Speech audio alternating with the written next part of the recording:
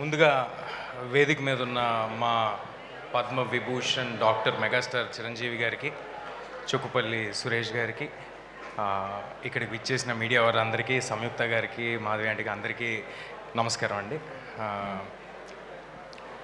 కొంచెం ఏమైనా మామూలుగా చిరంజీవి గారు ఎప్పుడు స్టేజ్ మీద ఉన్న వేదిక మీద ఉన్న మాట్లాడాలంటే చిన్న షివర్ వస్తూ ఉంటుంది. ఇవాళ బ్లడ్ కూడా ఇచ్చాను. సో 2 రీజన్స్ ఉన్నాయి ఆ షివర్ రావడానికి. సో అలాంటిది ఏమైనా ఉంటే 2 రీజన్స్ ఉన్నాయి అన్నమాట.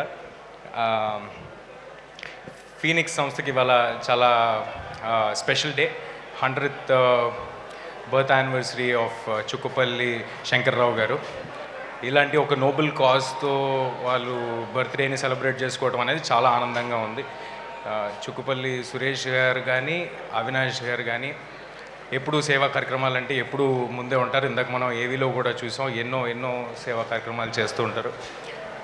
వారు ఇలాంటి ఒక ఈవెంట్ చేస్తున్నారు అనగానే అందులో పాల్పంచుకోవాలని నాకు కూడా పాల్పంచుకోవడం చాలా ఆనందం కలిగింది.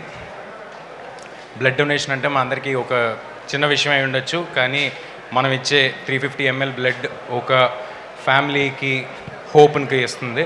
సో అందరూ తప్పకుండా బ్లడ్ని డొనేట్ చేయండి. Please save lives. And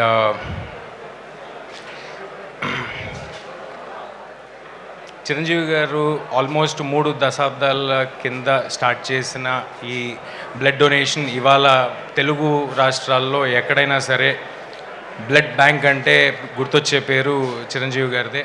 Telugu రాష్ట్రాల్లోనే కాదు, దేశం అంతటా ఎక్కడైనా ఎవరికైనా బ్లడ్ కావాల్సి వస్తే, ఆపద వస్తే, యాక్సిడెంట్ అయితే ఫస్ట్ గుర్తొచ్చే పేరు మెగాస్టార్ చిరంజీవి గారు.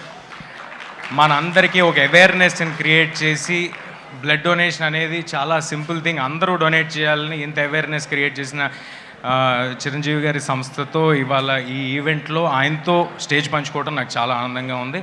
ఇక్కడికి వచ్చిన మీడియా వారికి అందరికీ thank you. Thanks for giving me this opportunity. Thank you.